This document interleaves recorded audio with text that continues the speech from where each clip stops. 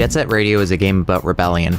Maybe it's a trite concept, but for a game to take a stance against contemporary society and systems of power, especially in its relative similarity to the real world, was novel. To create a video game about youth coming together to decry laws for the sake of expression was a unique theme, and one that had to be handled with an anti-vandalism disclaimer for legal reasons. Nonetheless, Jet Set Radio was a Dreamcast game released in 2000 with a highly distinctive sense of style, pushing a passive countercultural message packed into a well-paced platformer. The game was loud in all senses of the word, and was an exemplary release for its time, and for its native hardware on the Dreamcast. The Sega Dreamcast was an extremely promising device. It was the first of the 6th generation consoles to be released, and developed an extensive library of old and new first-party properties. It had a diverse feature set, playing CDs alongside games, and was one of the first home consoles to accommodate online multiplayer. Its releases were varied and often exceptional, many of which were or still are relegated to exclusivity with the hardware. Despite all of this, the Dreamcast was a commercial failure. This can be attributed to a number of things, largely coming down to poor decisions in the creation and marketing of hardware following the Genesis/Mega Drive. Sega had a habit of making add-ons for the Genesis, which were often similar in price, if not more expensive than the base hardware. These came with the promise of new and better games, which Sega often failed to properly deliver on. People, especially in North America, knew about the Genesis, but didn't care enough about the 32X or the CD, explicitly because they had few worthwhile items of software, and because they were considered accessories for something people already had paid for. This was followed by a poor performance for the Sega Saturn in North America, due to an established skepticism of their recent hardware developments. It should be noted that the Sega Saturn did well in Japan, remaining Sega's best-selling hardware in the region. It was not for a lack of hardware or software that the Sega Saturn stumbled internationally, and a similar phenomenon would occur with the Dreamcast, even more so given that third-party publishers such as Electronic Arts refused to make software for the platform.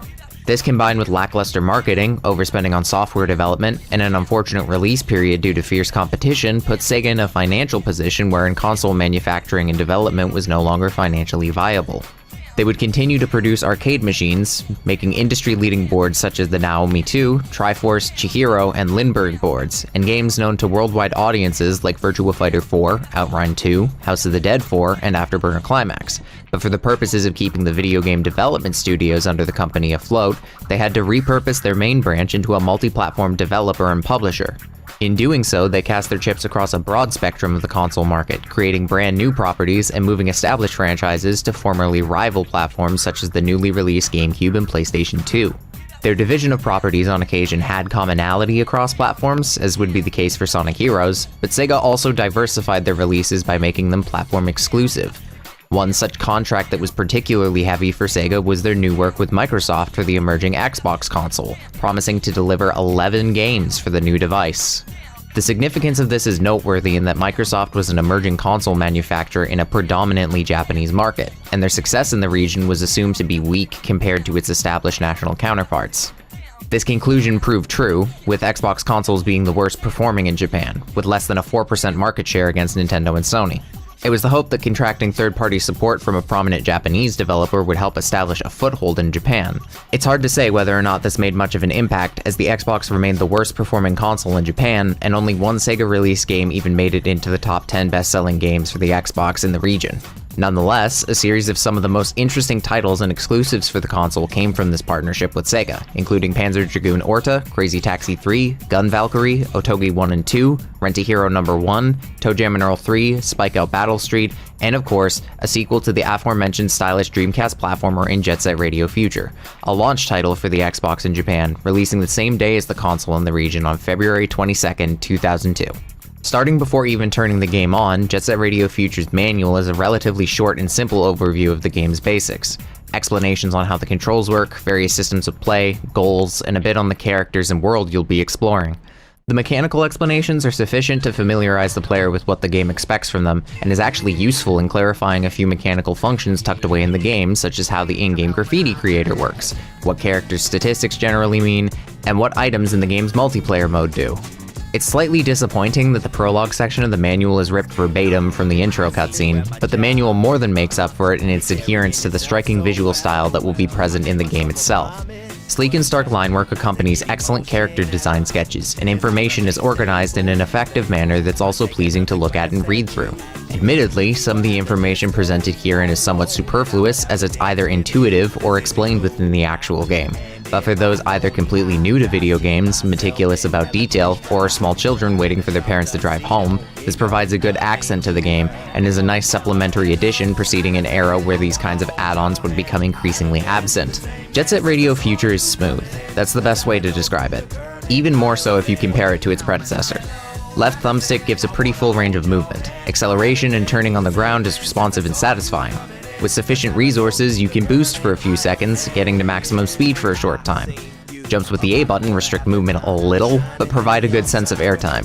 The primary function of this movement is to get from point A to B, using objects in the environment to maintain momentum to clear obstacles and gaps throughout levels. This includes jumping between platforms, onto and between rails which you magnetize to, and certain walls and billboards which function the same way.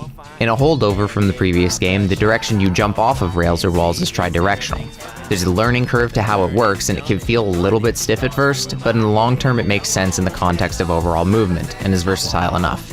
Furthermore, the player slides by clicking in the left thumbstick, which is absolutely unnecessary, but it preserves speed as a slightly more advanced technique, amusingly, even when going uphill. For the purposes of general platforming, the movement system in Jet Set Radio Future, though simplistic, has the potential to establish a decent flow state, and moderate challenge in certain contexts. The player is occasionally encouraged to move forward in an efficient manner, as player speed is at its maximum, exploits not included, on walls, rails, and while boosting. This encouragement is more so a synthesis of the movement system, and the incentives of objectives as well as level design don't always work in tandem with each other, but when they do, the game is at its best, and the movement is a large part of the reason for that. Tricks are present in Jet Set Radio Future, but I have to wonder why. Tricks are a form of visual flair with a score attached to them, sometimes. There are grind and air tricks in the game, loosely referencing the same moves present in inline skating. Tricks are done by two major methods. One, by jumping onto rails or into the air at high speed, a grind and air trick are automatically played in each respective circumstance. 2. If the previous method is successful, pressing X or Y with the correct rhythm will allow you to do another trick. There's no way to choose what trick you do, nor does it matter since they're all worth an equally set amount of points. This doesn't mean it's random though. Every character cycles through lists of tricks based on whether the trick is automatic, user inputted, forward, or backward. Some of these tricks are unique to characters such as automatic grinds and all airs, and some are universal such as the user inputted grind tricks. Pressing Y allows you to switch between forward and backward stances. Tricks done in sequence on a rail or in the air can build a larger combo, with a scaling score multiplier up to 16 for those that can keep it up. Pressing X or Y with incorrect timing will end the combo. Landing on the ground will end the combo. Landing on a different rail will end the combo and start a new one. Everything, and I mean everything, is built to interrupt the scaling point system. So much so that in the rare event that you do need to reach a point score, the intended solution is to find one specific rail in a level that offers a higher base point score and trick on it until successful. This decision deeply disrupts the flow state that the game's movement system is trying to encourage. The controls and systems of movement incentivize swiftly moving between objects without touching the ground, but the trick system incentivizes honing in on one object in the level and ignoring everything else. Jet Set Radio, the prequel, didn't end a combo until you landed on the ground, meaning that you were systematically encouraged to keep movement going. Moreover, score was an ingrained requirement for an in-game ranking system that doing these combos could assist in. Jet Set Radio Future not only interrupts score acquisition between objects, but it seldom requires it in the same contexts. Score is a secondary function in Future, being required only for optional collectibles that are out of most players' way for the base game story, and in very specific challenges for the post-game content. It's not even tallied as an overall score in any part of the game save the latter mention. On the one hand, the game wants tricks to be more involved and ingrained in the overall play experience, requiring more input and finesse from the players to execute successfully, and being ever present throughout the game as a semi-core feature. On the other, it has no desire to incorporate this trick system into the strengths of itself, let alone its prequel, isolating its optimal usage to specific circumstances that contrast with the game's flow state in its actual platforming. Why tricks are implemented in this way is beyond me. Throughout the levels are floating colored spots on walls and floors where you can spray graffiti. By collecting spray can collectibles scattered about, you're able to use them as a resource to apply your own tags on these specific locations throughout the levels. There are 5 different sizes of graffiti, smallest to largest being SS, S, M, L, and XL. SS and S only need 1 spray can, M needs 3, L needs 6, and XL needs 10. Spraying is pretty passive. Pressing right trigger near them with a can will fill the closest spot or spots to the player if they're in range. Single sprays are near instant, but the larger the graffiti, the longer it takes to complete, and requires the player to move a bit to the right spots to fill it in. If the player's moving too fast, say on a rail, they can fly right past a tag they're trying to fill, only partially spraying, meaning that speed has to be counterintuitively regulated at times. This is honestly fine. It makes the process of moving and spraying a back and forth that can be fun at times. Unfortunately, I find myself preferring the implementation from the Dreamcast game over its Xbox sequel. Larger sprays were more involved in the prequel game, requiring control stick inputs mimicking the movement of a paint can against the wall. As it exists in future, the act of spraying graffiti feels more superfluous than its predecessor, but is also less of a risk in comparison to environments where your spray could be interrupted by enemies or damage in the first game. Its implementation in conjunction with level design, however, is able to create a generally satisfying core gameplay component, with a substantial degree of superficial variety in terms of the choices of artwork to be sprayed. There are 140 unique pieces of graffiti that the player can use, but the majority of them are not made immediately available. 120 pieces are locked behind the game's primary collectible, graffiti souls. These souls are incentives for players to explore the game's levels thoroughly, to complete more difficult platforming challenges, and to meet certain niche requirements to keep the primary gameplay of the story mode interesting. Each level of the game has 3 that are usually mildly obscured locations, and another 5 that are locked behind challenges detailed by another collectible. There's a yellow cassette tape in each level that, when acquired, will give 5 challenges for the area it's found in, usually having some variation on performing a set amount of grind tricks, set amount of air tricks, a combo with a higher amount of tricks, a score requirement for a single combo, and a level-specific gimmick or mini-puzzle. Completing these spawns the remaining 5 graffiti souls of the level and gives a brief glimpse of where to find them.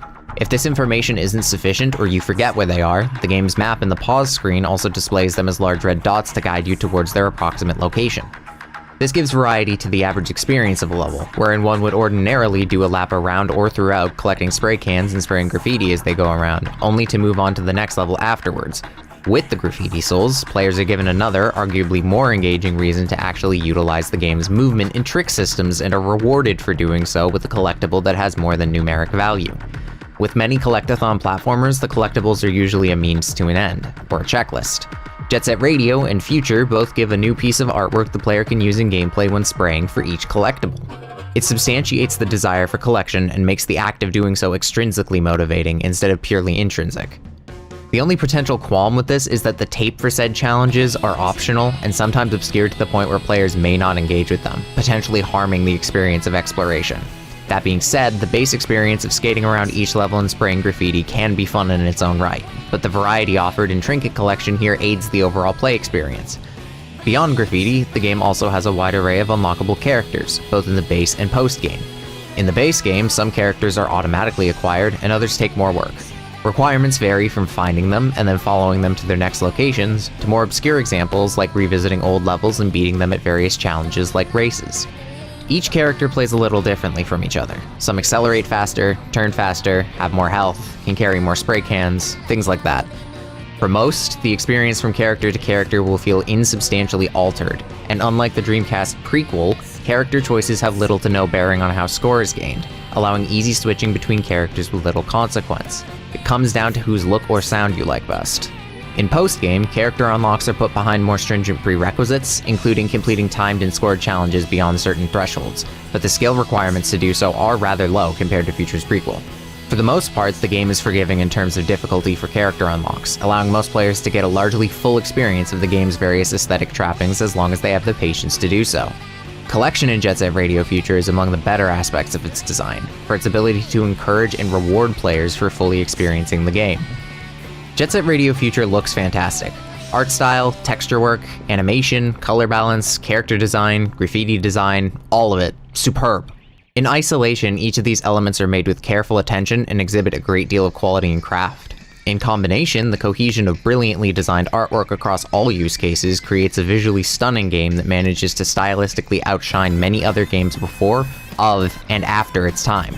Despite being a 2002 game, Jet Set Radio Future is able to convincingly depict its environments, characters, and objects in a way that's remained visually impressive due to this attention to simplicity and adherence to technically non-demanding graphical techniques. Most refer to the art style as cell shading, where highlights and shadows are compressed from their traditionally gradient-based form to much starker, usually binary markers of highlights and lowlights on an image, like is often seen in comics, graphic novels, manga, manhwa, cuadrinos, bande dessinée, fumetti. You get the point. This decision, in combination with lower polygon models, lower detail environments, and simplistic flat lighting, would normally be concessions of design for weaker hardware, and to an extent with this game that is the case. These constraints in the case of Jet Set Radio Future, however, have been turned into powerful tools for not only exhibiting good performance out of new, relatively unknown hardware to developers in the form of the original Xbox, but has also encouraged the creative decisions to make a game with visuals that exist outside of the concessions of portraying realism, and thus have aged far better from a technical perspective than those of the era who aimed for photorealism or gritty, high-detail graphics. It avoids the issue of making dated or uncanny visuals that so many earlier 3D games are notorious for. It also has the benefit of producing a game that runs at a largely consistent 60 frames per second, which for a game that requires quick reactions and small adjustments is highly preferable. Beyond the purely technical, the excellent line and color work, as well as the design of just about everything in the game, is a treat for the eyes.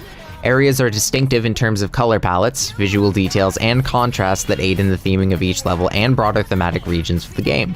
Characters are given unique designs that easily distinguish them in blocking, color, silhouette, and in their smaller details. Every unique bit of design is striking, not to mention the thematic glue of the visuals, the graffiti itself. Like Jet Set Radio before it, Future features the works of a great many designers commissioned to make original pieces for the game, retaining some artists who worked on the previous entry, such as Eric Hayes. The sheer variety of works in the 140 pieces of graffiti in the game showcase an excellent collection of impressive works by many independent artists, several of whom had their work shown in the game by way of an art contest held by Sega in 2001. Little information remains on the contest itself, with the only archival of Sega's acknowledgement of this contest being this single page from their website, and the admission of Darwin Yamamoto, the creator of the piece Darwin, that the contest took place via this Instagram post. This is a shame, as it becomes really hard to determine who created each piece in the game, as the graffiti descriptions don't include any artist name or title, and there's otherwise no indication of who worked on what and in what capacity, i.e. contest winners, commissions, dedicated in-house artists, and so on. Furthermore, it leads only to speculation about the future careers of certain artists, or the identity of said artists to find further works. Jet Set Radio and the Dreamcast at least had the courtesy to credit the artist for their work, but it seems like for Future, the work of proper credit fell to the artists themselves. Regardless, the immense character that drips from these works is impressive, and I find that the art is so encapsulating and important to the game that its acquisition in the form of unlockables was one of the primary motivators for continued play. That's a huge responsibility to fall to the visual design alone, and in all aspects therein, Jet Set Radio Future succeeds with flying colors. To play this game, even just to look at it, is a visually enriching experience. The auditory experience for this game fares equally well, if not better than its visual counterpart on account of the phenomenal soundtrack. An extensive array of licensed tracks and original compositions that feature a diversity of electronic, hip-hop, big beat, and rock songs that excellently fit the punkish countercultural themes and Y2K futurism aesthetic the game is entrenched in. Hideki Naganuma is by majority the dominant composer for the game, featuring 7 original tracks, a remix of his own making in Guitar Vader's Baby T, and 7 remixes of his previous works from the original Jet Set Radio by accompanying artists. Naganuma's style is quite heavy on the use of sampling, and its usage in his music lends a sense of rhythmic repetition alongside unique instrumentation and post-processing choices that gives his compositions a very distinctive style. It's the kind of music you can recognize very quickly as being a Naganuma-made track. Other major soundtrack contributors for the game's original score are Richard Jock, contributing 2 original works and 1 remix, Guitar Vader, having 1 previous song remixed and contributing another, the music duo David Soul remixing 2 tracks, 1 remix by Toronto, otherwise known as Tomonori Sawada, and 3 remixes by BB Rights, 1 including Mike Harrison, otherwise known as Castle Logical, otherwise known as Idle Taxi, otherwise known as Shinsuke Kita. This would arguably be enough for a strong soundtrack on its own merits, but the inclusion of several licensed songs for the soundtrack expands upon the already great selection on offer. Licensed tracks include 1 song by Beast in the form of Statement of Intent from the 1998 album Nintendo, 4 commissioned tracks and 3 remixes from the Latch Brothers, remixing Brandvan 3000's The Answer from the 2001 album Discosis, The Prunes featuring Freestyle's Rockin' the Mic from the 2000 album Blow Up Factor Volume 4, and BS 2000's The Scrappy from 2001 album Simply Mortified. Interestingly, the presence of the Scrappy in Jet Set Radio Future denotes a surprisingly significant involvement from popular hip-hop group the Beastie Boys.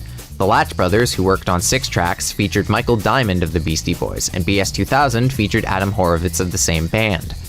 Altogether, members of the group have contributed to at least 6 songs in the soundtrack, with Michael Diamond, Kenny Salcido, and Chris Wagner remixing the work of Horowitz alongside Amory Smith. The Scrappy is a de facto Beastie Boys song. The fact that such popular musicians are present in the soundtrack but nobody seems to ever talk about them is the result of layers of obfuscation in a time when less people had easy access to the internet. The credits cite the music groups and the publishers, but rarely give enough info on the source album or musicians in said groups. Several original composers for the game also operate behind group names or aliases for their contributions to the soundtrack. On the one hand, it adds a sense of mystique to the artists behind these works, although I wonder if to an extent it's a protection of mild anonymity due to the potential legal ramifications for the heavy use of potentially unlicensed sampling. In any event, the music herein is superb, and other licensed contributors include Russell Simmons with the song I'm Not a Model from 2000 album Public Places, Cibo Matto's Birthday Cake from the 1996 album Viva La Woman, and Scapegoat Wax's Aisle 10, Hello Allison, from the 2001 album Okiblo. The implementation of the soundtrack in the game is interesting. Songs appear to play based on where the player is located for the story mode, with particular levels featuring a select few songs off the soundtrack. One would assume this results in a short loop of tracks that becomes repetitive, but for the most part, the game avoids this issue barring exceptionally poor play or very long pauses. In the central hub area of the game, you're able to select what track plays, but can't make a playlist. This is a non-issue until the post-game, where the bizarre decision is made to make the one and only song that plays in all post-game challenges the one you have selected in the GG's Garage. Ideally, it should be the responsibility of the designers to assign a proper system of distribution so as to not make any songs in the game outstay their welcome, but as it is, for post-credits content, of which there is a substantial quantity, the expectation of managing the soundtrack falls to the player in the most inane way possible. A better implementation of this system would have been to allow players to make a soundtrack that either goes through the list of songs linearly or shuffles, and allows players to disable any song that they don't want to listen to. Jet Set Radio Future's contemporary, Tony Hawk's Pro Skater, had a skip function in its first entry in 1999, Pro Skater 2 let you pick the track at any time in 2000, and Pro Skater 3 had this exact aforementioned system as early as 2001. Sound design fares well for the game, though outside of character voices, it is relatively sparse. You can hear the sound of your skates moving, sliding, grinding on rails, all of that. It fits well, isn't overly intrusive, and works in the context of the game. Nothing overly special, but it's not bad by any means. Voice acting is great in the case of major characters such as Billy Brown as DJ Professor K and Charles Martinet as Rokaku Goji, but the player characters are not given voiced lines, only having action noises for jumping and doing tricks. The various performances of the player characters do a good job of building the characters themselves, and in spite of the fact that you'll be hearing the same grunts ad nauseum, it's not overly obnoxious. The implementation of character voice effects is admittedly too frequent when tricking, however. Overall, Jet Set Radio Future's sound design is excellent, with the music doing a great deal of the heavy lifting. It would be reductive to say that Jet Set Radio Future's writing lacks substance. In the many reviews and discussions of the game, the style of the game and series as a whole is usually emphasized over the minutiae of the plot. While writing in Future is simplistic, it remains successful in its establishment and reinforcement of themes such as youthful rebellion and power of expression. Though the events of the story are somewhat loosely tied together, with the gameplay function of dialogue being a reminder to players of where to go and what to do, the writing is given a lot of charm and expression through its characters. DJ Professor K is boisterous and charismatic, and carries an air of positivity and energy in both the way the character is written and in the excellent performance given by Billy Brown. His presence throughout the game gives levity to the extreme circumstances therein, and is contextualized in a really clever way by making him the radio host for the titular pirate radio station our characters listen to. Secondary characters, like the members of the police, are written as largely personality-less servants to their orders, but are given contrast through the immense fear they have of their leader, Hayashi, a violent, unhinged, and incompetent chief.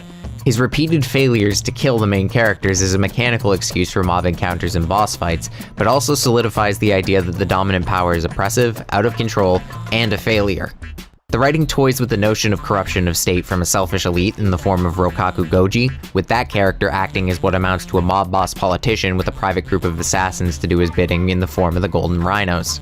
Broad strokes, the story of Future is a retreading of the same ground as Jet Set Radio, but reimagined in a slightly more fleshed out environment. Given that the core appeals of the game are in its exceedingly strong visual and audio design, coupled with a satisfying movement system, the story and writing being a less critical feature of the game as it is, doesn't harm the experience in any way. In many ways, its secondary role is in service of highlighting the game's strengths, doing just enough to justify its inclusion. It's disappointing that the game design of Jet Set Radio is its weakest feature. Not that it's fundamentally bad or even a mediocre game, it's still quite good. As previously stated, movement is very satisfying, the controls are great, and platforming and level design work well with the baseline systems of control. The real flaw is in the game's attempt to alter the core gameplay loop from its prequel, from an arcade-like time and score pressure-based system to a semi-open-ended story mode that tries to control pacing in harmful ways. The context of the previous game is critical to understanding the failures of Future in this regard. Jet Set Radio had you play through levels in a very segmented manner. You had a glorified options menu in the garage where you selected a level and what character you were going to use. In the level itself, you were given access to a very specific region with a set goal, which 9 out of 10 times would be to spray all the mandatory graffiti spots. You were put on a timer to incentivize quick and efficient traversal through the level, and the score requirements, though flawed in their own right, were strict enough to encourage players to replay the game or levels time and time again to improve their score. Unlockables were also tied to score, which was frustrating, but helped. Furthermore, the fundamental challenge of getting the right score was supplemented by also wanting to obtain the graffiti souls in that game, which could give a score multiplier, but would have to be considered as part of a run of each level as to not sacrifice too much time for them. Plus, there were optional graffiti spots to allow players wanting a quick and casual experience to play the game with just as much enjoyment as those wanting a challenging and full experience. The game had a really tight core loop to it, and was succinct to boot. Jet Set Radio Future threw this approach out almost entirely. You still spray graffiti, but there's no time or score incentive. The motivation to engage with the game's systems is forcefully made more intrinsic through these lack of aforementioned pressures to build mastery of the game's systems, and a weak sense of extrinsic motivation through the narrative of the game. Though many features of gameplay remain the same, it's much more of an exploratory experience. This works fine enough for a less engaged playthrough, but the challenge was half the fun. The game's pacing as a whole is also majorly flawed. The new progression structure entails visiting a level, exploring the whole thing in what amounts to usually 2 to 3 loops of it to get all the sprays completed, and then, not counting the tape challenges for graffiti souls, something extra to give a little variety to the experience. These have mixed results. The events themselves can sometimes be races, a collection race, mimicking a line that another character does, and worst of all, anything that involves using your graffiti on another character, which are effectively combat segments. Racing through the levels or having to collect a certain amount of items before your opponent does is acceptable. It challenges the player's ability to use the movement systems at their disposal in proper conjunction with their knowledge of the level design. This fits the context of the game as a whole and plays to its strengths. Mimicking another character's line is less enjoyable. You wait and watch for a while to see what they do, then repeat it. There's little challenge other than memory, patience, and basic ability to use the controls. The worst examples are using spray cans as a form of attack. The game has segments in several levels where you're restricted to a small portion of it. Several enemies spawn in, and you have to tackle them to the ground, then spray their health bar away. This is not fun. You wrestle with the camera just as much as the enemies, it cuts you off from the rest of the level, and is completely unrelated to the strengths of the game, i.e. the movement and graffiti. The implementation is jarring, it's tedious, and it's boring. The game employs this far too often for its own good, and is an active detriment to the overall experience. There's a slightly less egregious version of this in the form of Tiger's Tag, where you chase rivals around the levels, spraying down their health bars as you go. It's still a little annoying to chase them down, but is otherwise not too objectionable because it actually uses the level design, unlike the previous example. The game also employs boss fights as a larger scale version of the combat segments. 2 of the fights are nearly identical, another is a monotonous train chase, and the final boss is fun in that it has its own platforming prerequisite to reaching the health bar, but is otherwise badly executed. The game has a lot of what feels like padding. There's a completely unnecessary segment where a bunch of noise tanks populate the game world and you have to run through them before the next segment of the game begins. You'll revisit areas several times, and if you're completionist, you'll have to respray the whole level more than once in many cases. Again, without the external pressure to perform better, there's not much reason to actually return to these same levels, and it becomes overly repetitive. The approach could have been mitigated if they handled level design and progression more similarly to the original game, wherein you were given a challenge to do one part, usually a specific segmented third of a level, and in subsequent missions, would do the same for the other 2/3 in isolation before finally being let loose into the whole map for a final challenge. There is no such clever segmentation in Future. Furthermore, the game over system in Future fucking sucks. If you run out of health, you're booted back to the title screen, undoing all progress to the last point you saved. This was fairly standard practice for games of the time, and honestly still is. Normally it's not that much of a problem either, especially in games with an autosave feature. Jet Set Radio Future doesn't have an autosave. I find this implementation of a game over system extremely frustrating for two reasons. One, Jet Set Radio on the Dreamcast was significantly more forgiving due to its mission-based structure. If you died in a mission, you'd be given the option to retry that specific mission or return to the garage. The only progress you lost was a level, at most 10 to 30 minutes of progress at a time. 2. Jet Set Radio Future has no reason to boot you to the title screen on death. The game already abandoned pressure systems for the player to perform well for the story mode. It's meant to be an easier experience. By all means, the game shouldn't even have a game over system. A significantly better solution would have been to send the player to the level entrance or the garage on losing all health as a mild punishment for poor play instead of erasing a whole sitting's worth of progress. It speaks to an overall shift in design that attempted to homogenize the game with other design staples of the era, moving away from its arcade inspirations without critically examining the strengths and weaknesses of its systems. The gameplay is at its best when it's actively testing the player, and so it's unfortunate that most players won't experience the game at its most fun. Only after beating the story and collecting all graffiti souls on a level-by-level basis are players able to engage in test runs, which mimic the mission structure of Jet Set Radio. Jet Graffiti has you spray all the locations within a time limit. Jet Tech has you reach a certain score by tricking in the allotted time. Jet Dash is the racing event again, and Jet Flag is the collection race again. Jet Graffiti is fun explicitly because you need to know what you're doing. You need to consider the level itself and create an effective path through it in both planning and execution. For the most part though, by the point in the game where you'd unlock it, most of these are quite easy, and the score requirements are relatively lax. Jet Technique is tedious and poorly designed as the trick system in Future is flawed, and the way that points are calculated forces you to loop around one object in a level for 5 minutes straight while pressing Y a bunch of times. It makes very little sense to choose one rail in a level and make it give more points than everything else. Jet Dash and Flag are both adequate, but not exemplary. The biggest disappointment of Future's gameplay design is in its potential. Given that movement is very satisfying and level design suits the movement, one would assume that the game would be content in focusing in on this core mechanic. Instead of this, the unnecessary padding of gameplay, non-diegetic objectives and gimmicks, and the questionable design decisions in how tricking is accomplished and scores calculated take a game that could have been incredibly engaging and makes it into one that's severely clouded by its own extremities. Levels in Jet Set Radio Future are primarily divisible into 2, maybe 3 major categories, for the general structure and philosophy of design behind them. The first category is the racetrack level, which is a large and mostly linear loop, with occasional shortcuts, optional routes, and a secret or two on side paths. Dogenzaka Hill, Chuo Street, the bottom point of sewage facility, Kibogaoka Hill, Highway 0, and Sky Dinosaurian Square all adhere to this format. There's not much reason to turn around in these stages, as paths generally loop around back into each other, which has the interesting effect of keeping the player in a flow state of movement as they pass through it. This is, of course, on the assumption that players aren't stopping to complete objectives for graffiti souls, which can interfere with this flow state to a degree. It can be very rewarding to learn this kind of level as you pass through it a few times, and progressively find shortcuts and more interesting ways to circle through them. The second category is the open-ended level, which is exactly as it sounds. The level is either very much open on a plane with little obstructions, or is a series of unconnected segments that can be approached in any order. Levels that fit into this description are the bus terminal, 99th Street, the Skyscraper District, and Hikage Street. The experience in these levels can vary, as some emphasize free movement like the Skyscraper District, whereas others are much more controlled environments like Hikage Street. There are a few levels that fall into a niche that doesn't quite match up with either staple of design, such as the sewers and Rokakudai Heights, and potentially the fortified residential zone. These levels are hard to put into either category because they heavily use verticality in their designs, forcing a linear pathway of progression through them to a specific top point, but they don't loop. With the exception of the fortified residential zone, they're not open-ended enough to be an exploratory level either. In any event, these levels serve their primary and secondary purposes quite well.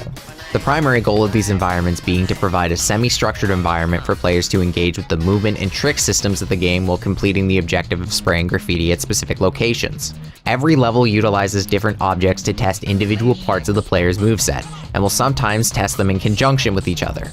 Whether it's making a series of jumps across rails over a massive gap, finding paths between distant platforms, or working your way up a tower, the game constructs its levels in service of its movement systems, asking the players to use it as a means to reach the places they must tag. The secondary purpose of the levels is to facilitate a variety of gameplay modes, rather than strictly accommodating the core loop of platforming to graffiti spots. While I have gripes with the implementation of some of the options on offer, I praise this versatility in design in making all levels viable locations for more than one major activity. Most levels are designed to feature either a jet dash or jet flag event within them, hence the binaristic categorizations into looping levels and open-ended levels respectively. Some levels are even made with large spaces to fit boss fights into.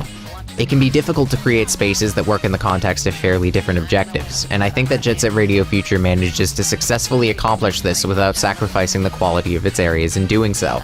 As I touched on with the visuals, the appearance of each level and overarching region of the game has a unique appearance and feel. This can be in how the levels are laid out, what color palettes each area uses, and what objects are predominantly utilized as challenges for the player. It results in each location in the game harboring a distinctive character that instills a desire to keep exploring new levels to see what will come next.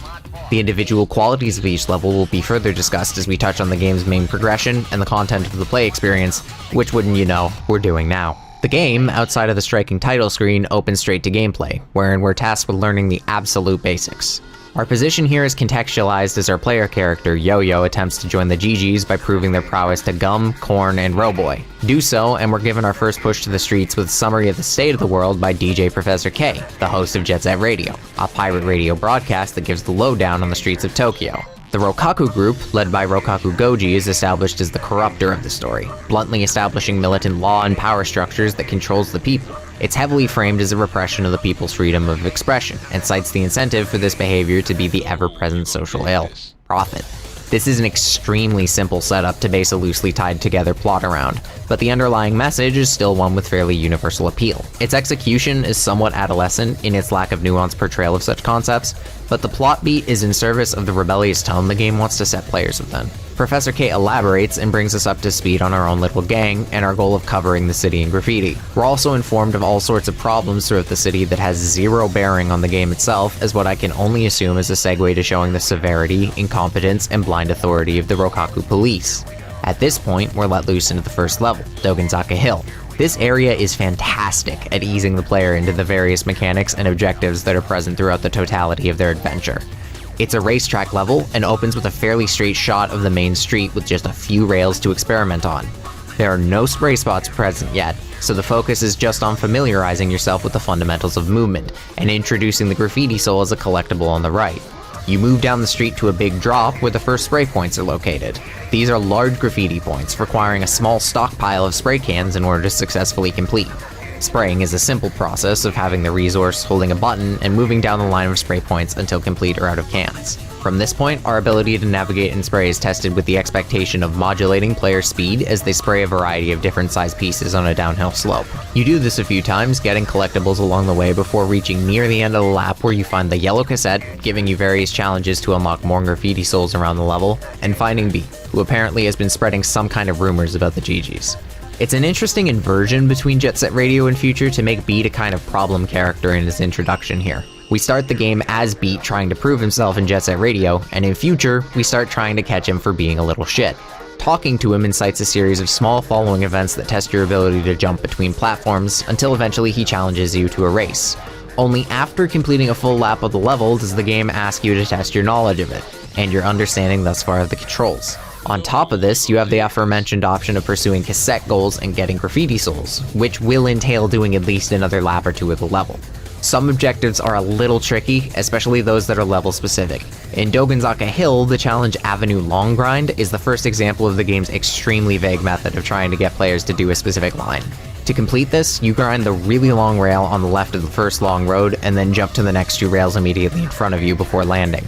Non-specific challenge aside, the gradual introduction of major objectives and mechanics is a really solid method of building familiarity piece by piece and is a form of soft tutorial that more games should strive to emulate. The game does toddler check you at the very beginning, asking you to press the jump button and other extremely basic tasks before letting you loose. And while I don't love this kind of infantilizing tutorial, it is brief and followed by tutorials much better incorporated into the design in a way that's largely unnoticeable.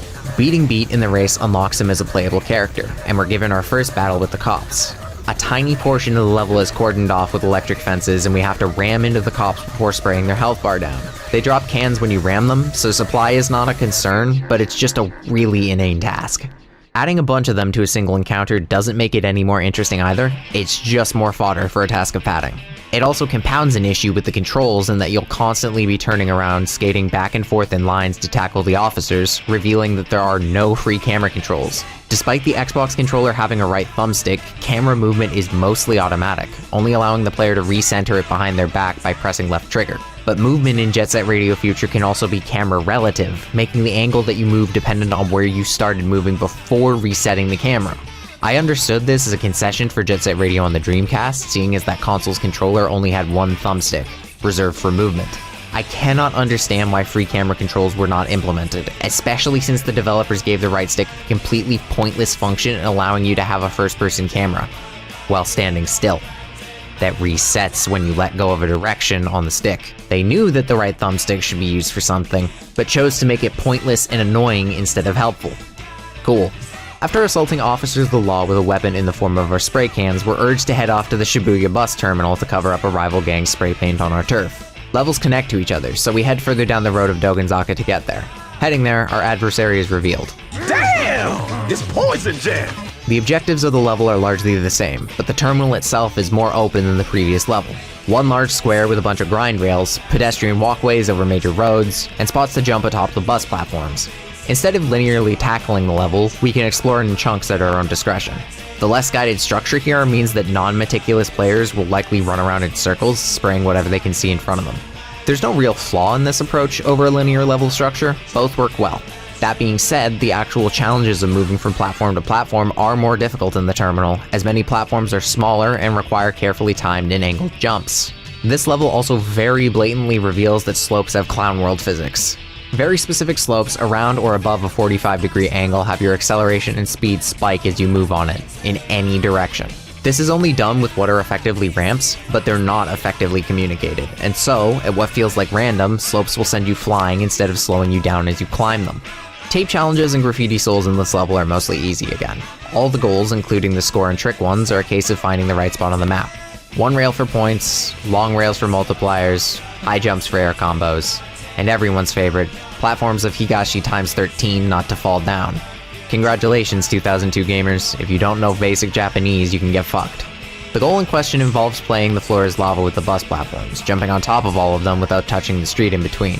It's not overly difficult if you start in the right spot, but I am confused as to why the character for East wasn't translated. Spraying the graffiti in this level is easy enough. A couple walls, buses, billboards, and pillars get our tag and Poison Jam shows up. We follow them around the terminal for a bit before they run off and another guy shows up, claiming we've stepped on his turf. We're challenged to copy his line. Succeeding allows Combo to join the GGs, realizing that Poison Jam was the real problem, and then the police chief shows up. Hayashi is a violent, hot-tempered, whiny little bitch with a pistol. Kudos to the VA for portraying the would-be intimidatingly unhinged police chief as a whiny man-baby with a gun. We're locked into another bump and spray segment, and following that, we get another broadcast. We're told that Poison Jam is keeping up their territory grabbing on Chuo Street and in Rokakudai Heights. Professor K also introduces a new gang in the form of Rapid 99, who funnily enough are the gang of 99th Street.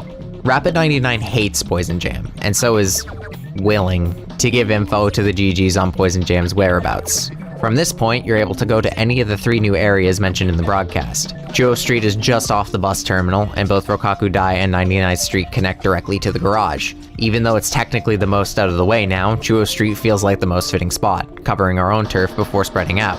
The level opens with a warning over the radio that the Rokaku police are sending in tanks. They're going full military deployment in civilian areas for vandalism. Chuo Street is another looping racetrack with a Main Street statue of a dinosaur and a towering building at the end of it. If you climb the stairs by said building, it takes you up onto the power line, sending you further down the street. The tanks don't appear immediately, instead spawning in after rolling to the bottom of the tower. As is the case with all combat in Jet Set Radio Future, it segments off the level and prevents actually completing tag spots until the enemies are defeated. Disabling the tanks puts us in another pointless confrontation with Hayashi, who you can spray, or just knock off the edge of the platform. Tanks aside, this area has a good flow to it. Rails usually in triplicate thirds to keep a combo going, a platforming section with secrets tucked to the sides, a section of chaining wall rides and grinds, and shortcut area that requires a little more skill to make the most of than the standard route. Easy to learn, fun to master. Master being very loosely used here. Completing the tape challenges aren't overly difficult. Find a high place for air tricks, usually the main street, long rail for grind combos, stuff like that. The cryptic final goal for a soul is at least fun, if not a little janky. The goal GWGW Reach to the Sewage has you chain grinds and wall rides in a long segment all the way to the edge of a drainage pipe. The problem is that it doesn't register quite right. You can do all the jumps, grinds, and wall rides just fine, but if you don't land in just the right spot between the edge of the rail and the edge of the sewer, it won't count. That being said, the souls you get from this around the level are fun to find, whether they're on top of bus platforms, on the open side garages that lead to a straight drop, or on the offshoots of a jump that's essentially a leap of faith. This is the first time that you really have to actually try to look around for the graffiti souls. Clearing the graffiti has Poison Jam show up, talk shit, and challenge you to a race. They claim they'll cease making problems for the GGs if you win, but of course this is a lie. They run off again towards Rokakudai Heights, so we're off towards them. Rokakudai is the first location to majorly deviate from the overarching visuals of the level thus far. With Dogenzaka Hill, Shibuya Terminal, and Chuo Street, there's a cohesion in architecture, mainly featuring fairly plain, desaturated, and smooth buildings that adhere sensibly to the layouts of the streets themselves. The color palette was also consistent, with light green, almost teal tint that cast the environments in a kind of early morning to midday light. This cohesion is functional in maintaining the ideas that these areas are traditionally considered one district, typically under the control of the GGs. This is actually a remnant of the segmentation of areas from Jet Set Radio, wherein the game was divided into 3 major districts: Shibuya-cho, which was the GG's turf, Kogane-cho, which was Poison Jam's territory, and Benten-cho, which was the home of the noise tanks. Formally, Future does away with this convention of giving names to the districts, but maintains the characteristics of visual identity that define these regions. Rokakudai Heights would then belong to Kogane-cho, being a high-density industrial district cast in twilight. Future goes a bit farther in making the area dystopian, hyper-condensing the houses, stacking them precariously on top of each other, and filling in even the residential segments of the region with smokestacks and other potential hazards. This level really pushes a dizzying verticality, challenging the player with working their way up to the very peak of these industrial residential complexes to complete the graffiti on offer. Exploration entails a lot of climbing telephone poles and grinding across slapdash power wires to scale this environment. In the earlier half of the level, you can find a character standing on top of an abandoned railway station. Trying to talk to them elicits a laugh and they run off. Normal behavior. Following Rith to a poorly lit offshoot of the level has her join our gang. The tape challenges for this level are fine, mostly the same old, but due to the verticality of the level, it's extremely easy to fulfill the air trick requirement. What's not as easy is finding chimney number 1 and grinding it to get the last graffiti soul. Getting to the chimney involves carefully maneuvering on some power lines because the part of the chimney that's grindable is just a little bit out of the way. In what feels like every few minutes, the player is forced into combat segments against groups of police. If done once in a level, the goal is already out of place. If done 3 or more times in a level, like is the case here, it's annoying as hell. This level also introduces a new fun gimmick to combat. Heavier enemies will require you to boost into them to knock them over. A reminder that using the boost requires 10 spray cans, which is about the max that a cop will drop for running them over. You can also only carry about 35 cans maximum if you use the right character. These segments were already disruptive and now are wasteful. The third encounter in this area has so many enemies that the game actually experiences slowdown. You'll encounter Poison Jam around the midpoint of this level, and as per usual, they'll run off yet again. Combat aside, Rokakudai Heights is actually a fairly well-designed level, both in terms of the segments of platforming and in its visual design. Despite the intentional look of chaos and industrial devastation, there is a bizarre beauty that's compounded by the fact that the level is chock full of excellent viewpoints due to its layered and vertical layout. Working your way to the top is a fun experience, and doing a bunch of air tricks as you slowly fall back down to the bottom after clearing out the graffiti is immensely satisfying.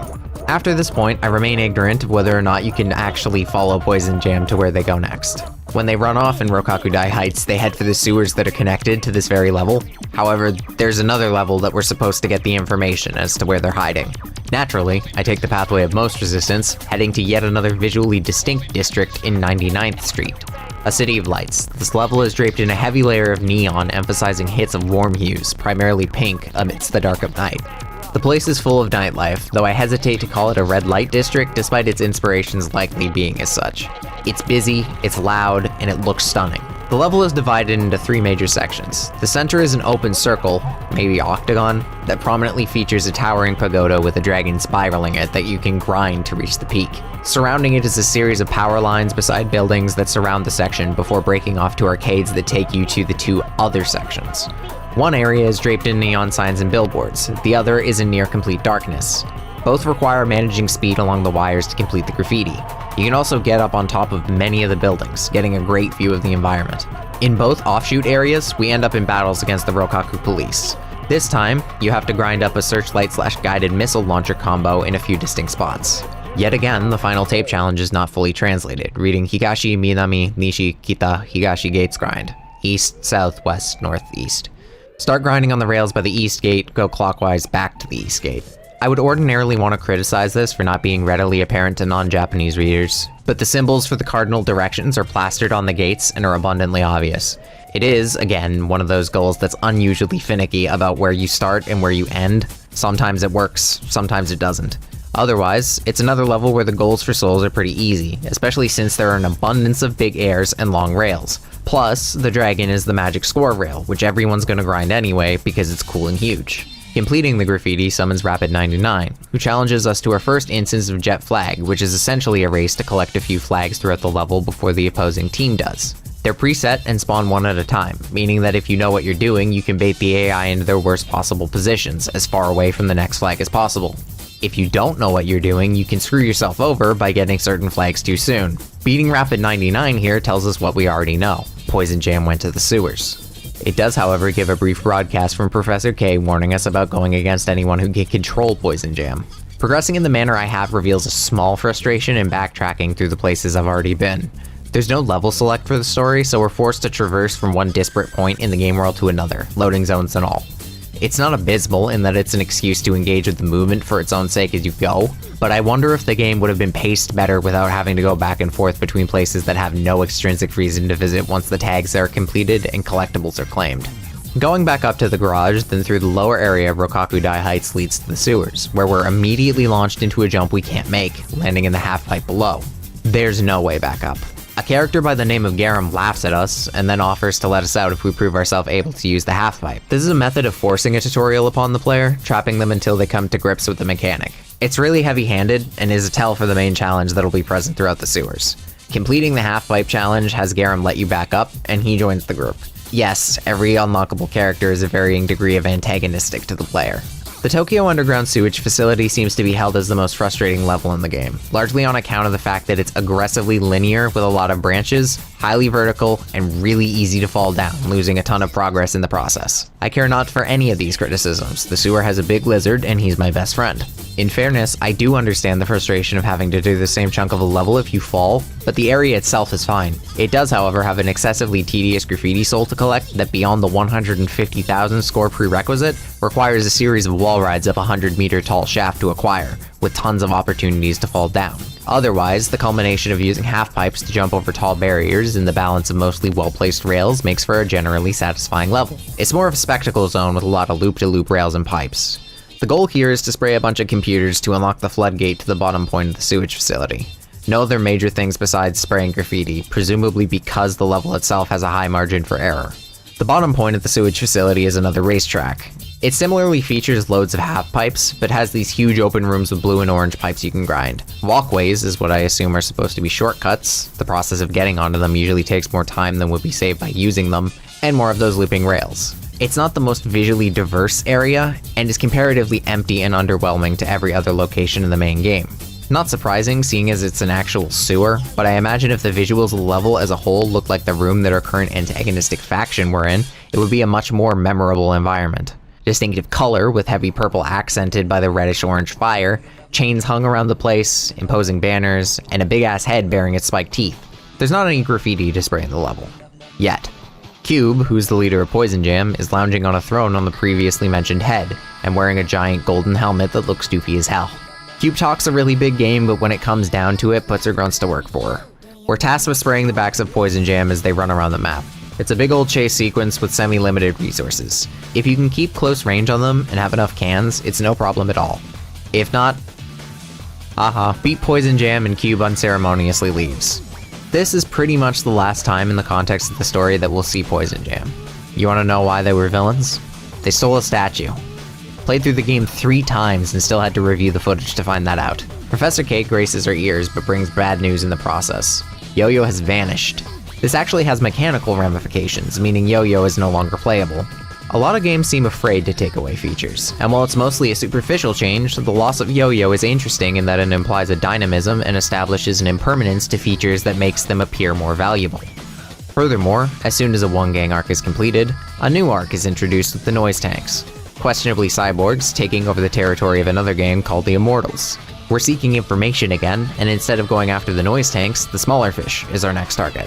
At the moment, our only real goal is to get their attention by spraying more graffiti. Heading back through 99th Street takes us to the Skyscraper District in Farrell Park. The level's introduction is off to a shaky start given that you're forced straight into combat. On the bright side, this really is the bright side. The level's lit up with floodlights, spotlights, neon strips, billboards, and the distant light of skyscrapers all around. The only escape from the light is to get on top of buildings, which is where a lot of the level's major movement takes place. The skyscrapers of the titular district are sprawling and are packed together to make a disparate series of platforming and navigational challenges as the player hops from roof to roof along massive satellite dishes, cranes, scaffolding, and solar ramps. Farrell Park, while being a very visually distinct section of the level, is a much smaller portion of the map, but has an extensively neon ancient Egyptian aesthetic, and a viewing platform, or some kind of ride, I'm not really sure, that's an easy lift to near the top of the map. Given the nature of the level being very sprawling, navigation can be confusing on a first visit, especially considering the visual similarity of the top of many skyscrapers. Furthermore, this is one of the first places in the game where most players serve a real risk of getting a game over due to the series of jumps over kill planes. Every time you fail a jump, a chunk of health is removed, and heals are sparse enough that this can become a real problem. Be prepared to lose a lot of progress if you're not saving at every chance. This description might imply that the level is of middling quality, but I actually find that this location more than any other level rewards mastery and knowledge for subsequent visits. Part of that is that the area is substantially larger than most present in the game, making it harder to learn or swiftly navigate. But to do so is immensely satisfying, and the obstacles present are interesting enough to justify taking the time to actively learn. Plus, the view of the level from its highest focal points are exceptional. Graffiti souls are mostly manageable, but some require a few very tight jumps. The level-specific goal requires circling the major promenade in the center of Farrell Park, but is extremely janky. Sometimes you can get it for just grinding the first of many rails, sometimes it won't even register after doing several full loops. A fair few sections of level design incentivize keeping to the higher paths, which were more difficult to get to and harder to stay on, but held all the best rewards. Unfortunately, clearing out the graffiti in the Skyscraper District isn't good enough to have the Immortals rise from their coffins, and we have to also spray all the tag spots in 2 new levels, which are again spread out to the farthest parts of 3 major area branches. More backtracking and we wind up at Hikage Street, which is supposed to be the domain of the Love Shockers, but is covered in Immortals graffiti. Another open-ended level, but divided into 3 major open and scalable cubic lots which are reached from separate narrow branching pathways. While I don't find this area particularly interesting from a visual perspective, I do appreciate the dichotomy of starting in these confining narrow passageways that feature minor maze-like qualities, and moving out to these open lots with hyper-exaggerated raised pedestrian crossings as their primary objects of interest. Heading straight from the center takes you into a mini-boss fight with a large spider-like mech that latches onto the top of the walkways. You have to scale the structure, use its legs to get on top of it, and spray it on all sides to defeat it. It shoots bombs that explode shortly after hitting the floor, but these rarely hit the player due to the fact that they're stationary weapons against a moving object. Hayashi is piloting the mech, and he winds his way through mechanical malfunctions and explosions to a pathetic defeat. All corridors have a series of densely connected construction billboards you can wall ride, which is a fun way to make a couple of 90-degree turns into an optional obstacle. The path to the right of the entrance takes us to another police encounter with a bunch of grunts, but more interestingly, this lot has a crane that can make the trip up and down the structure significantly faster. In a somewhat odd move, the entire structure here is designated higher than usual score spot, despite being divided into discrete chunks. The cassette tape is tucked away in an alcove in the corridors to the left of the entrance, with the notable goal, overpass with a crane, G, ground, top, ground. Another somewhat confusing instruction. In the lot to the right of the entrance, climb the crane and work your way up to the top before circling back down the structure in a single grind sequence. Another goal with finicky completion checks. Sometimes it works, sometimes it doesn't. Joy. On the left, however, is the last lot to climb, and the last spray spots to cover, as well as another police grunt encounter. From here, we move back onto Kogane to visit Kibogaoka Hill, one of the most visually distinct locations, extremely densely packed at its core, with massive open-air sections scattered throughout. It constructs this bizarre atmosphere of longing, looking out towards the clear skies and the nearby waters, the only things untouched by the rampant industrialism that the district is built upon. This is even supported by the commercial planes that fly by, always off to some distant horizon that's likely far out of reach for those that have been relegated to living here. The implication that Kibogaoka Hill, and Kogane by extension in future, are a dystopian expression of excessive and under-regulated industrialism by the main villain in the Rokaku group is a theme only expressed in environmental storytelling, and was not as heavily in the forefront of his prequel. It's an addition I very much appreciate, and gives a surprising amount to read into about the designers and authors' potential perspective on various social issues expressed herein, such as industrialism, inequity, and the oppression/exploitation of the working class. It's indicative of the game's more subtle ways of establishing a sort of countercultural rebellious desire for both the characters and the players of the same game. At the same time, there's a surprising beauty in the design of Kibogaoka Hill, draped in the light of sunset and holding itself together in spite of all forces being against it, including gravity, as it turns out. The level is divided by pretty open layers, with large sections where it's possible to fall down to the lower parts.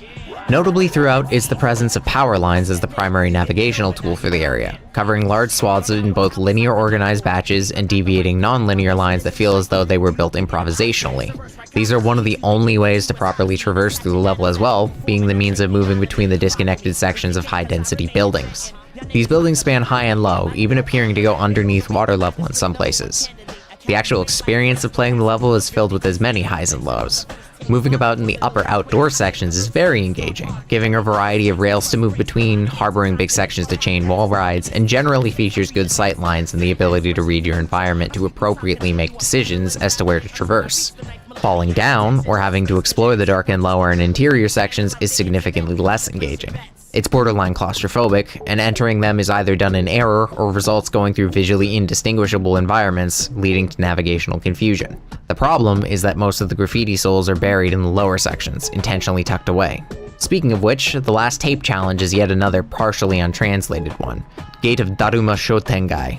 To get this, you walk through the gate of the Daruma doll in what's supposed to be a shopping district.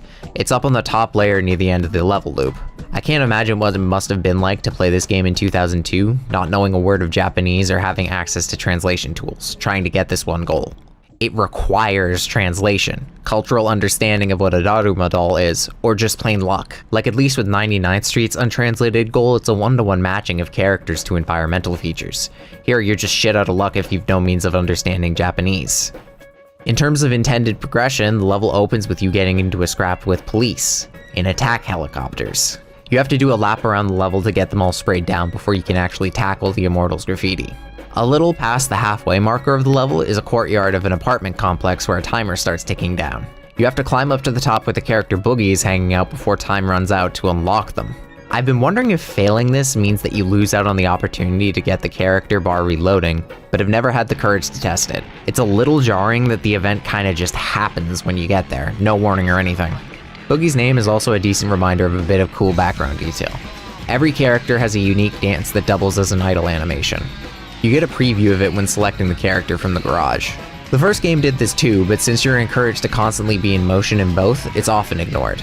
Nonetheless, it adds a bit of flavor to each character in a way that was probably not necessary, but is very nice to have. Taking out the helicopters and clearing the graffiti means that we've finally been deemed worthy of making contact with the Immortals, which means we have to trek back to the Skyscraper District. We're cordially invited to one of the easiest chase sequences known to man, and it completes pretty much before it even starts, with the Immortals immediately moving to a new area called Highway Zero in the most blatant non sequitur I've ever seen. For now, this area is just set dressing to do the exact same task of chasing them down to whittle their health away with spray cans in a new location. It's a level worthy of its own examination, but this is a cursory visit and will be of greater relevance later. Beating the Immortals lands us right into a trap, with our character caged by none other than the Yo-Yo.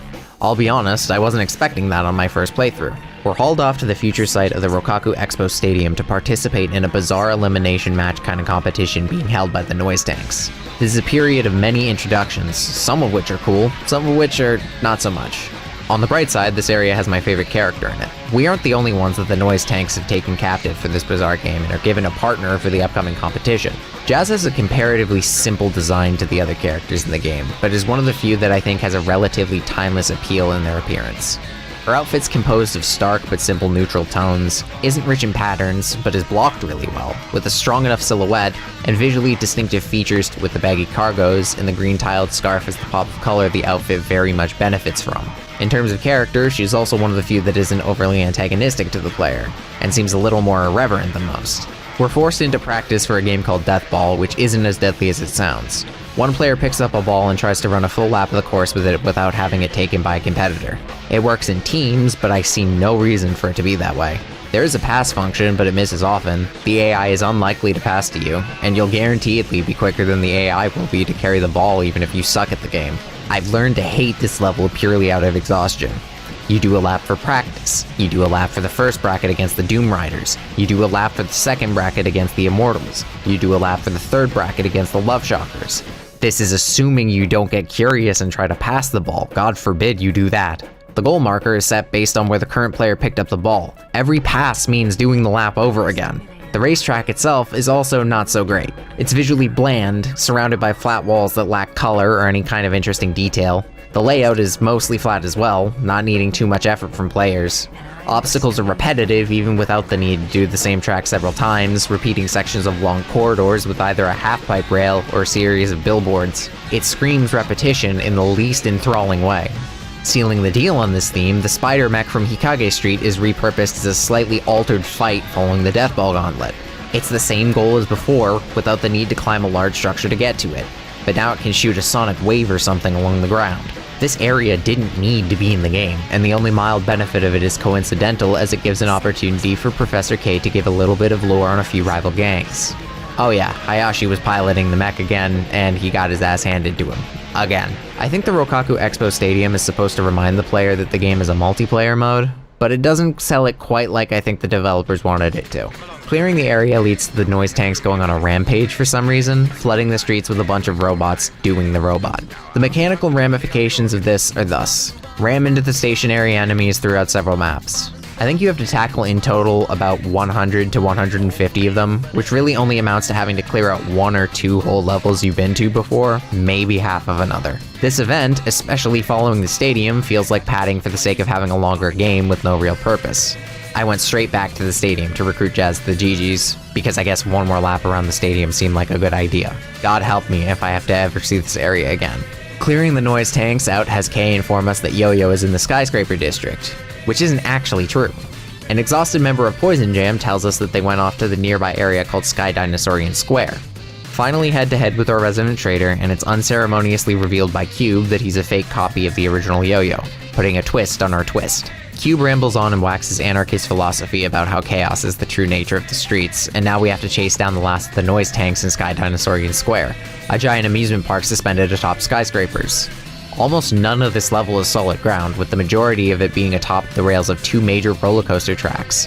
Huge dinosaur statues adorn it, with occasional offshoot rides and entertainment platforms scattered on the rooftops nearby. There's no ability to tag spots at the moment, so all we can do is take down the noise tanks. Spraying them down has them destroyed by a mysterious golden assailant, with the noise tanks warning us that we're their next target in their final breaths. Another broadcast from Professor K tells us that the noise tanks were made by the Rokaku group, and imitated Yo-Yo in an attempt to destroy the GGs from the inside. That failing, the Golden Rhinos have been sent out to exterminate the GGs. With flamethrower-wielding and Doc Ock enemies, we're told to find Yo-Yo and deal with the Rhinos. Professor K also taunts space aliens in this cutscene for some reason. As soon as that's done, some new guy, Clutch, comes in and steals our collection of graffiti souls. He's a dickhead, so of course he'll be our next party member. Alongside needing to take out a few select combat encounters with the Golden Rhinos, we have to find Clutch to reclaim the lost souls.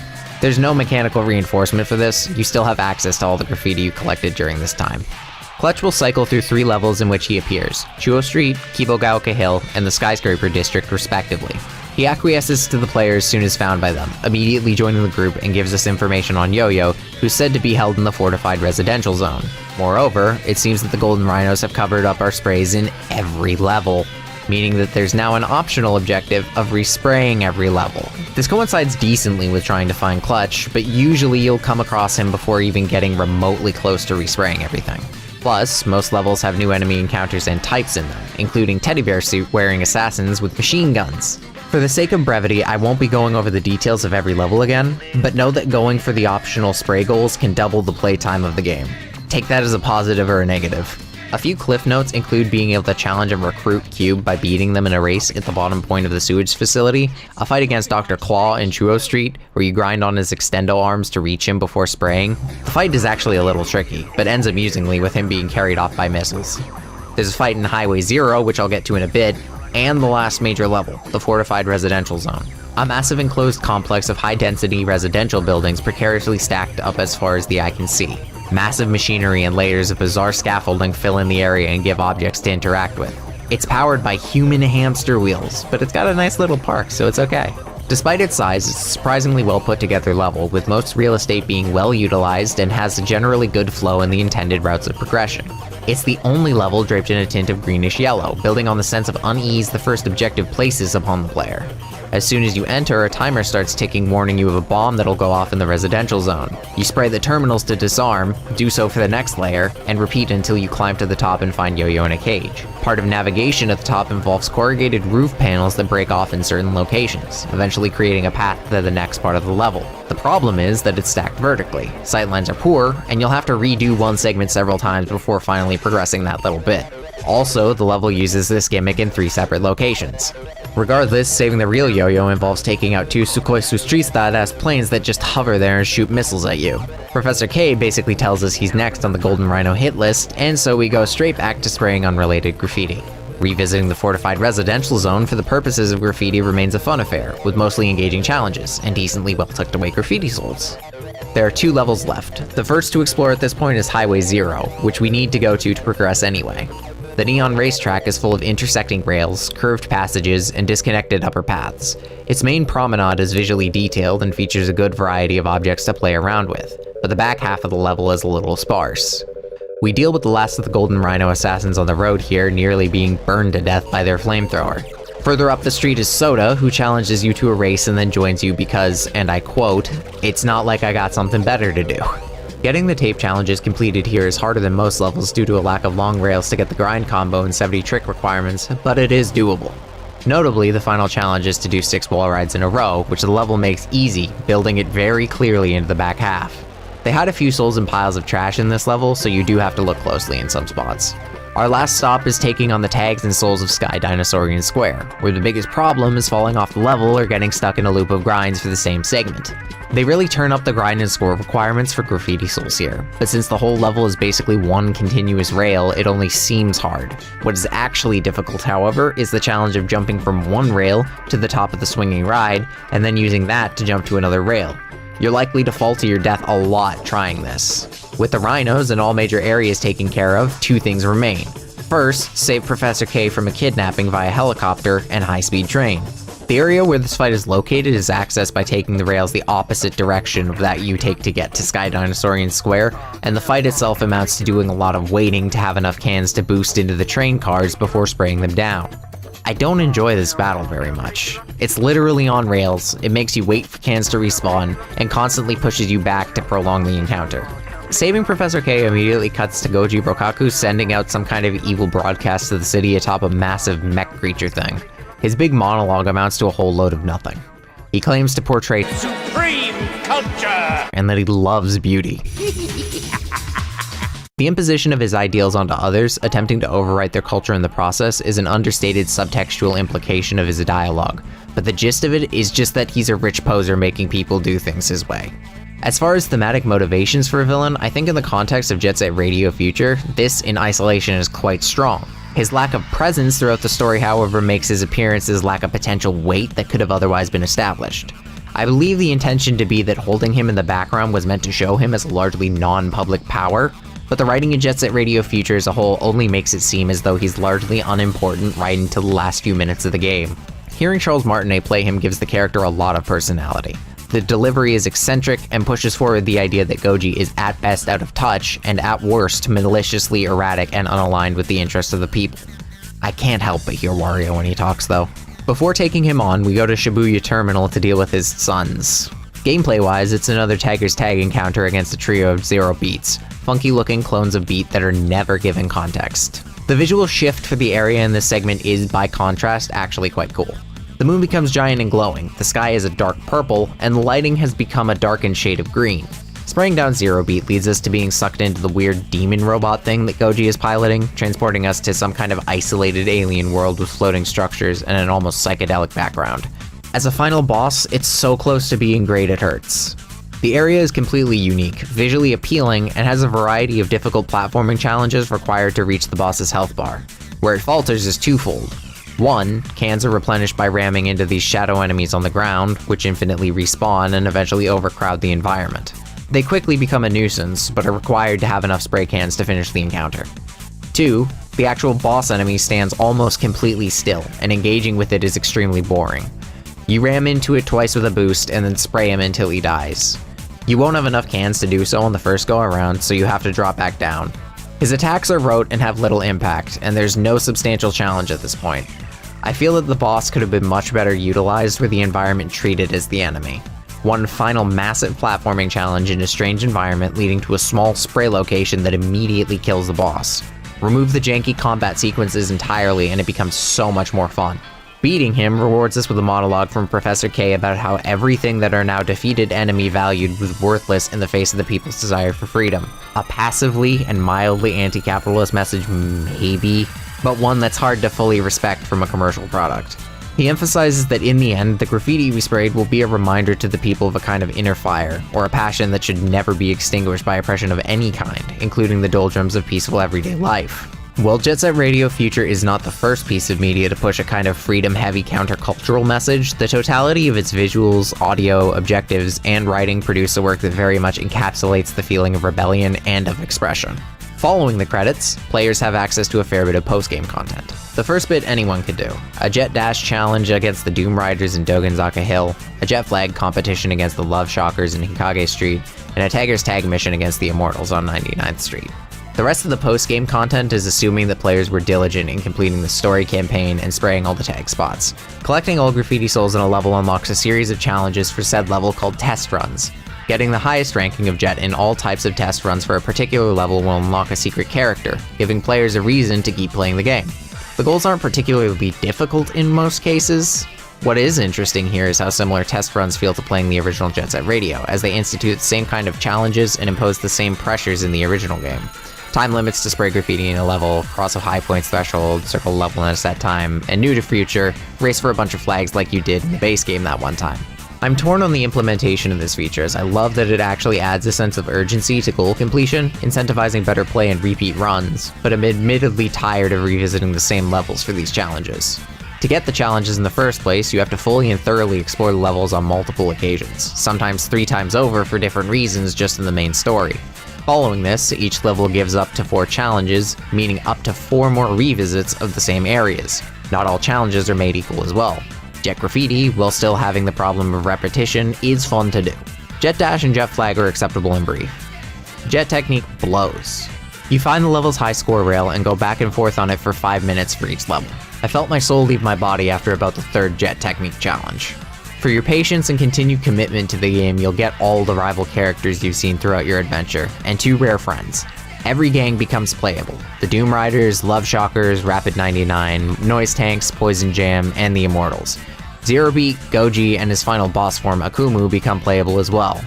Lastly, resident tutorial giver Roboy and the GG's dog Potts are also unlockable characters. A few of them, such as Zero Beat, the Immortals, and Poison Jam, also come with the last pieces of graffiti in the game.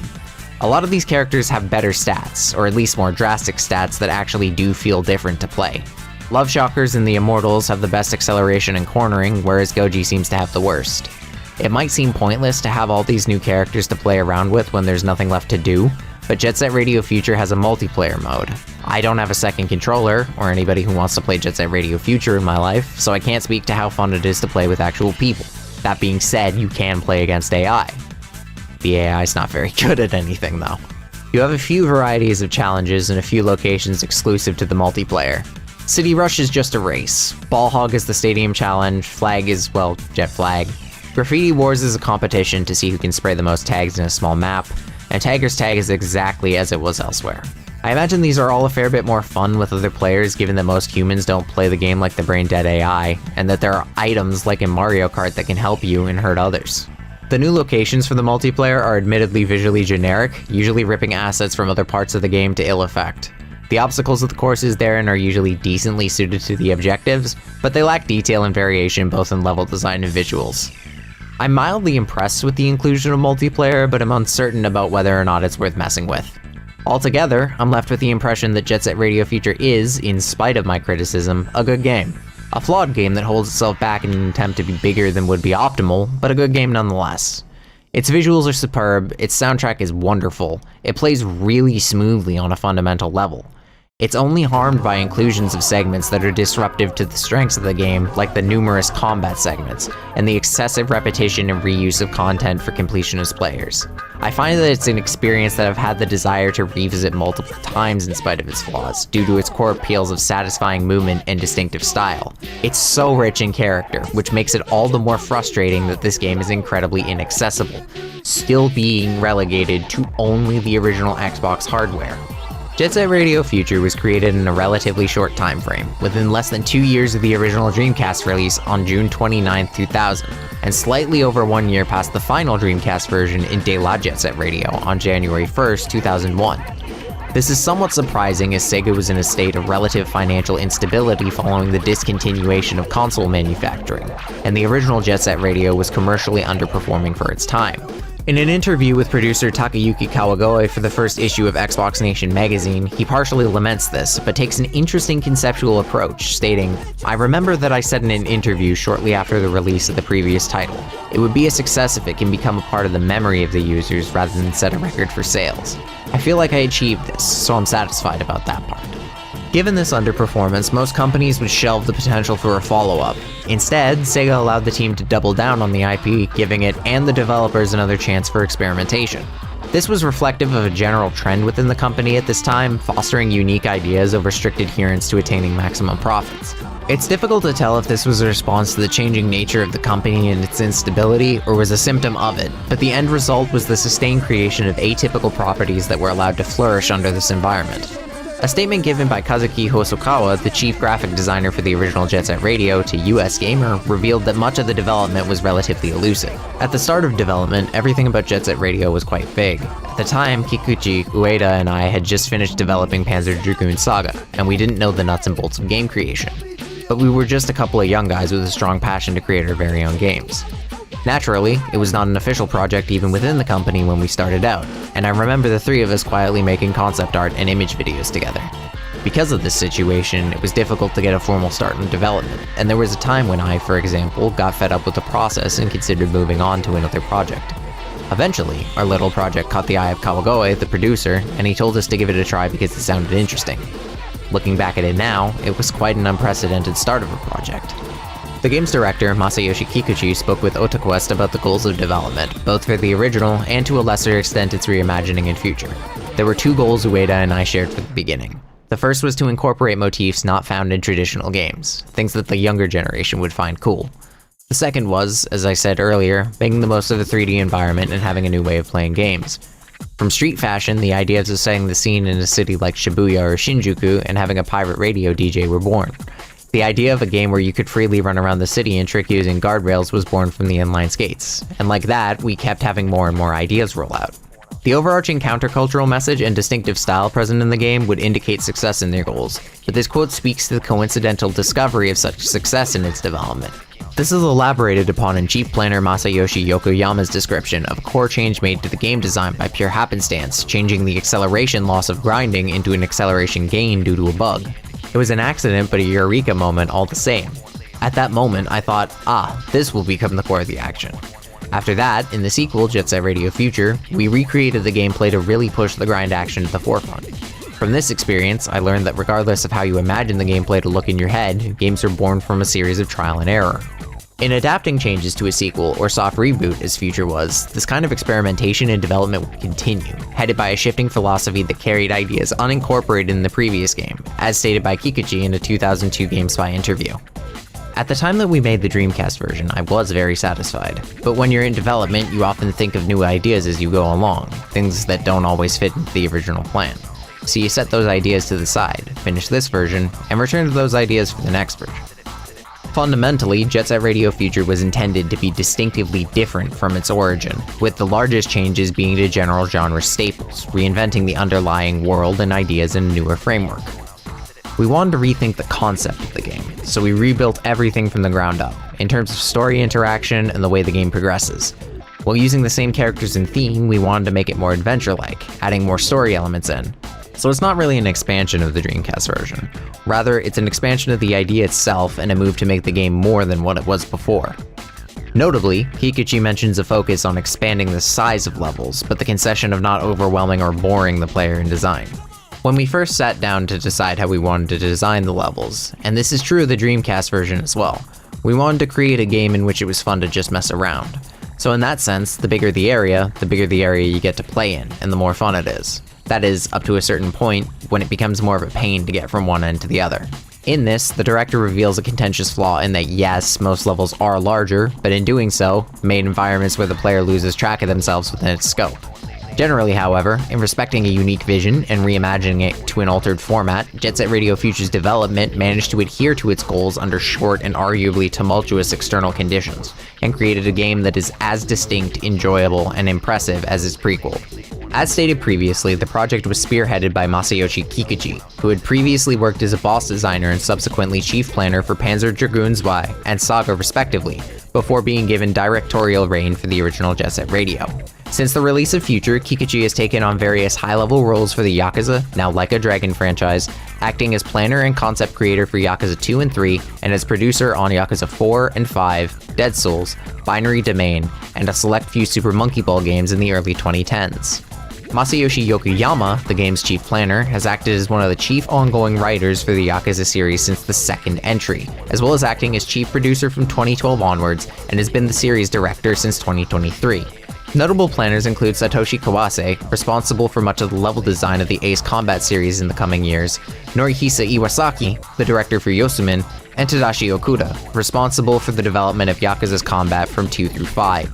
Of course, the existence of Jet Set Radio would not have occurred without the original designs of chief graphic designer Ryuta Ueda, giving the game its signature style.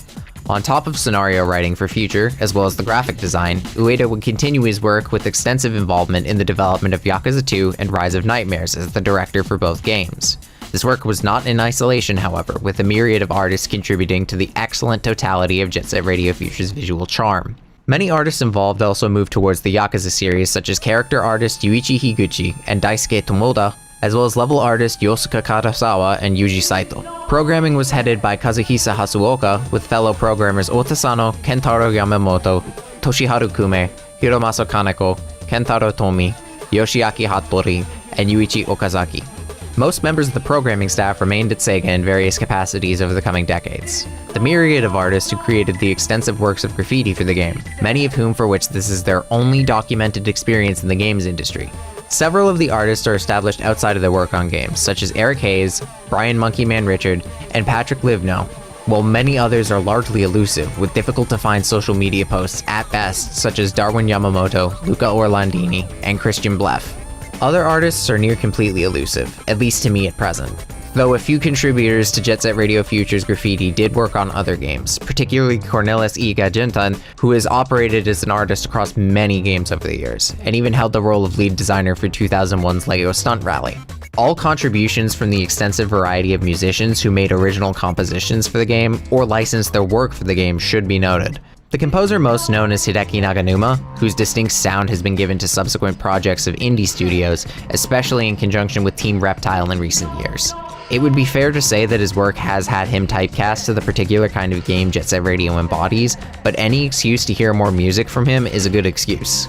Further original composers include Richard Jock, who has worked on several other games throughout the industry, with music that's extensively varied in terms of genre. The consistent quality of his compositions in such differing contexts speaks to a versatility that's very much underappreciated. Compare his work between Jet Set Radio and/or Future, Sonic 3D Blast, and Little Big Planet PS Vita and/or Karting. All excellent pieces with completely different sounds. Toronto, otherwise known as Tomonori Sawada, has worked for Sega as music and sound designer for over 30 years, with his hands in several of the most well-known Sega properties, including Puyo Puyo, Sonic, Yakuza, and the Phantasy Star Online series, to name a few. The excellent catalog of licensed work from artists such as the Latch Brothers, Sibomato, Scapegoat Wax, and others was licensed by Fumitaka Shibata, who has also worked across many Sega projects in a similar capacity. Sound effects were handled by Masaru Setsumaru, notable for the continued work for Sega as sound producer and occasional composer. Vocal talent is comprehensive, with a mix of relative unknowns and established actors.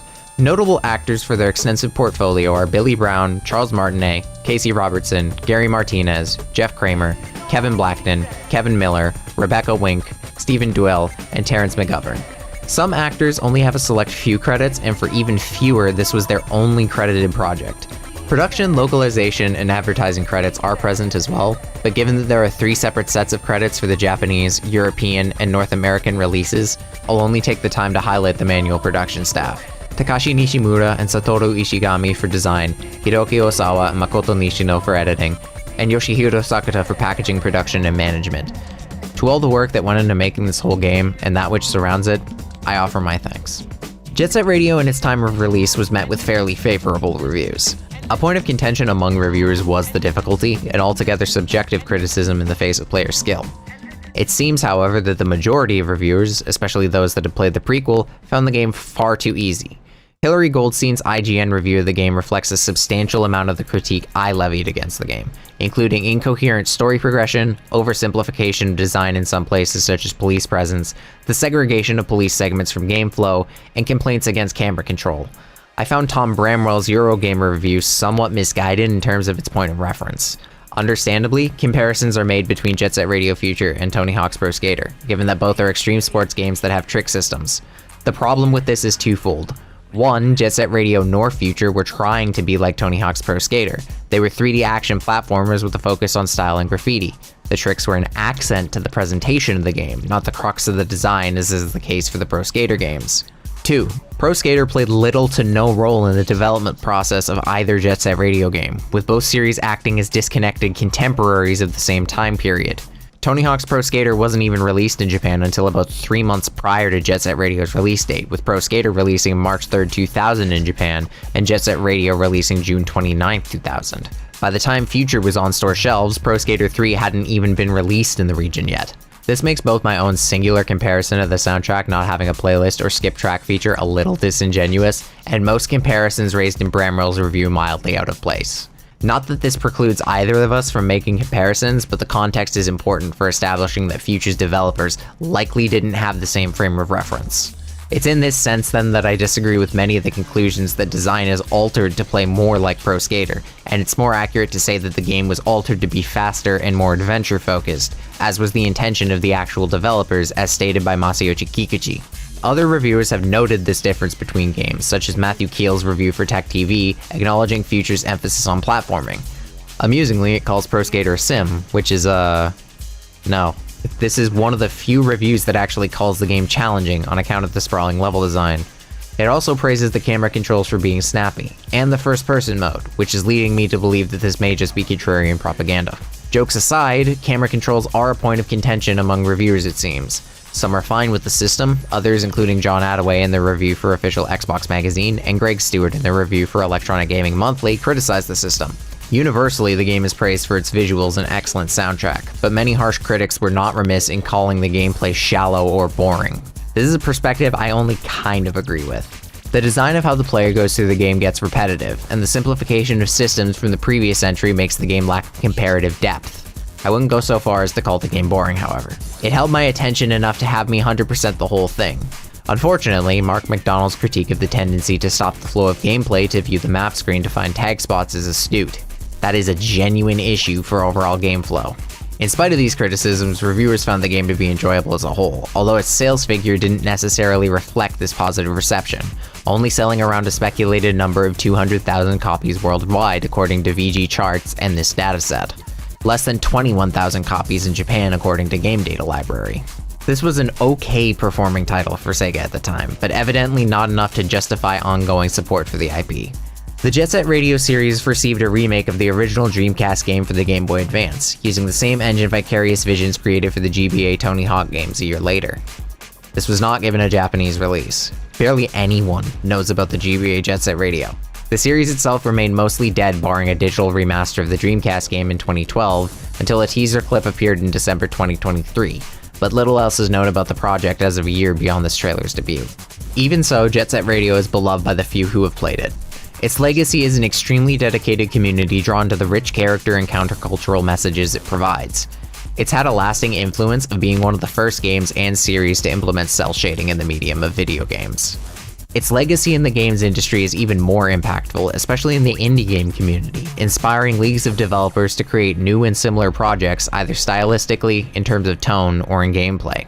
Obvious homages to Jet Set Radio include 2017's Hover Revolt of Gamers by Fusty Games and Midgar Studios, and 2023's Bomb Rush Cyberfunk by Team Reptile.